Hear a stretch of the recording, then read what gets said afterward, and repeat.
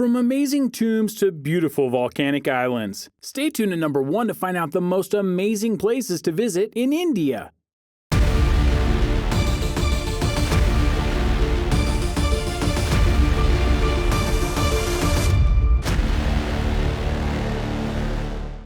Number 10. The Taj Mahal. Of course the Taj Mahal is on the list. This is probably the most famous structure in the country and one of the most amazing feats of architecture in the world. The Taj Mahal is a gigantic all-marble tomb built in the mid-17th century. Located in northern India, this structure was commissioned by Mughal Emperor Shah Jahan to serve as a burial place for his beloved wife, Mumtaz Mahal, hence the name Taj Mahal. The building is made of pure marble stone, making it insanely expensive. According to estimates, the Taj Mahal would cost over $800 million if it were to be built today. Needless to say, another one probably won't be built in your neighborhood anytime soon. So I guess you'll need to travel to India to see it. The building is a very popular tourist destination for its amazing large size, beautiful gardens, and galleries of art from throughout the region. It can take days to truly dig in and enjoy everything the Taj Mahal has to offer. With 7 to 8 million visitors annually, you may have to be patient maneuvering through the droves of visitors. Number 9. The Ganges River. Located in northern and eastern areas of India, the Ganges River is another wildly popular tourist spot. Many ancient cities sit on the banks of the famous river, so feel free to pick any one and enjoy checking out the river from an ancient Indian city. Before we talk about the specifics of the Ganges, take a moment to subscribe to our channel for more fabulous videos from Zero to Hero. You might as well click on that little like button for this video while you're there. The Ganges is over 1,500 miles long, making it one of the longest rivers on the planet. Unfortunately, from years and years of use and lack of environmental laws governing it, the Ganges River has become heavily polluted. Between its length and its pollution, we wouldn't recommend trying to spend too much time swimming in this river. The river is very popular among local Hindus, who worship the goddess Ganga and perform rituals in the waters as a sign of faith.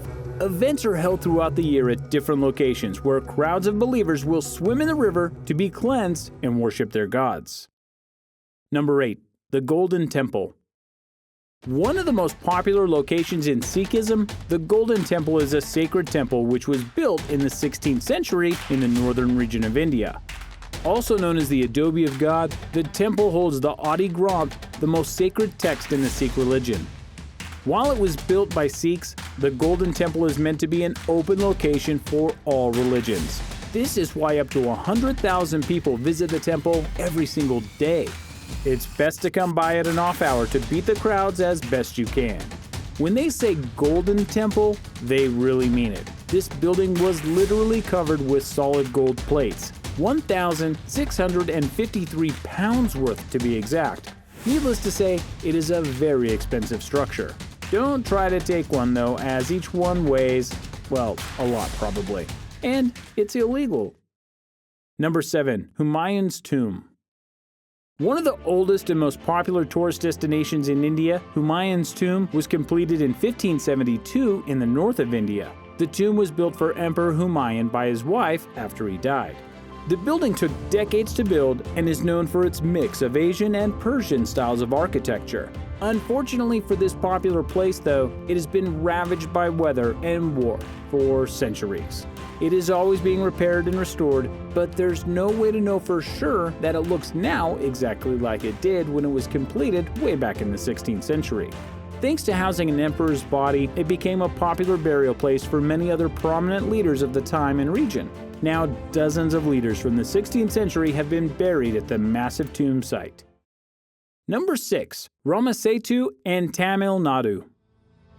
Islands are always a fun spot to visit in any country, especially ones that may not be there the next time you visit. Rameswaram and Tamil Nadu are not exactly islands as much as they are land bars, nearly underwater at this point. Nevertheless, the area looks amazing. The story goes that an ancient king had the land bars built as a way to link India and Sri Lanka. While there is no proof, the story gives Indians and Sri Lankans a story of positivity and hope for an even better link between the nations. These two sandy landlines serve as sort of a bridge between India and Sri Lanka. The rising water in the Bengal Sea has nearly eaten up these islands though, unfortunately. In addition to this, local leaders have plans to build a canal between the islands in the future so they may both be gone before we know it. If you're going to try to see them, you better hurry fast. Number 5. Old Delhi. Guess where New Delhi got its name? Back in the early 17th century, the town known as Old Delhi was just Delhi. As one of the oldest cities in the nation, the city has tons of history. Some of the oldest families and groups live in the area, and the area itself is full of ancient temples and tombs. Yet another popular place in the north, Old Delhi shows that the country really developed from north to south over the centuries. New Delhi is just down the road to the south, and both cities combine to be the home of over 20 million residents, one of the most populated places on the planet. Number 4. Barren Island. Finally, a location not in the north of India. Barren Island is located way off the east coast. Despite being closer to Thailand than India, it is still owned by the Indian nation. The exciting part of this island is the active volcano in the center. And when we say active, we mean it. Records show that it has erupted at least 10 times in the past 250 years or so, and its most recent eruption was in 2017. Another recent eruption in 1991 was a slow burn, lasting 6 months, which unfortunately slowly burned down many forests. Needless to say, the rim of this volcano is quite dangerous. Strangely enough, Barren Island is a popular destination for scuba diving and manta ray spotting, as well as coral exploration. What better way to take in the beauty of the sea than with a volcanic backdrop? Number 3. Indira Point. One of the most beautiful islands in the Bengal Sea, Indira Point, has long been a top tourist destination for those visiting India and the region. Located way off the west coast of the nation, the island sits in perpetually great weather, with mostly sunny days and the occasional rainstorm.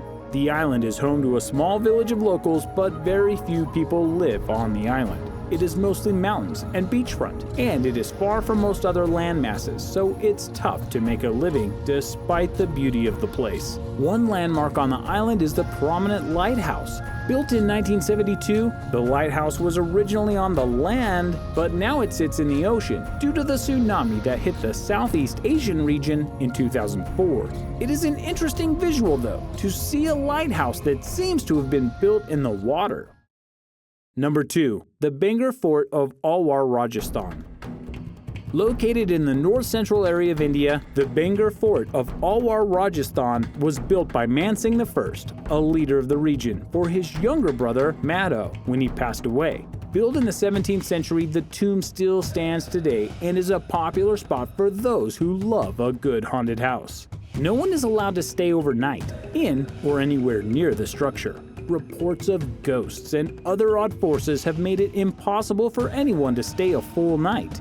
The story goes that years ago, a wizard from the area used his black magic to seduce a woman, but the woman fought off the magic and the wizard died.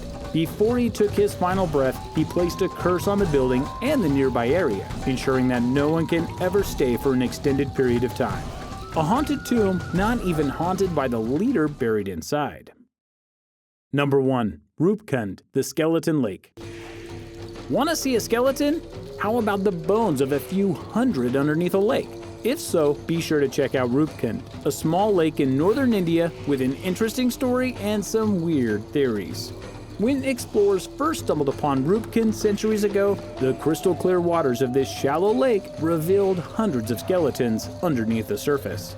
Explorers thought the bodies were from a battle between Indian and Japanese invaders who had attacked the region long ago.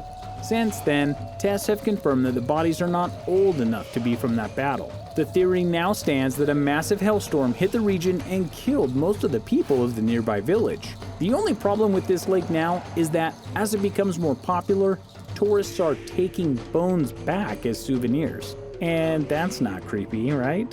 For those of you who don't want to look at dead skeletons in a lake, don't worry. The lake only thaws for 1 or 2 months per year, hiding the bones beneath a sheet of ice.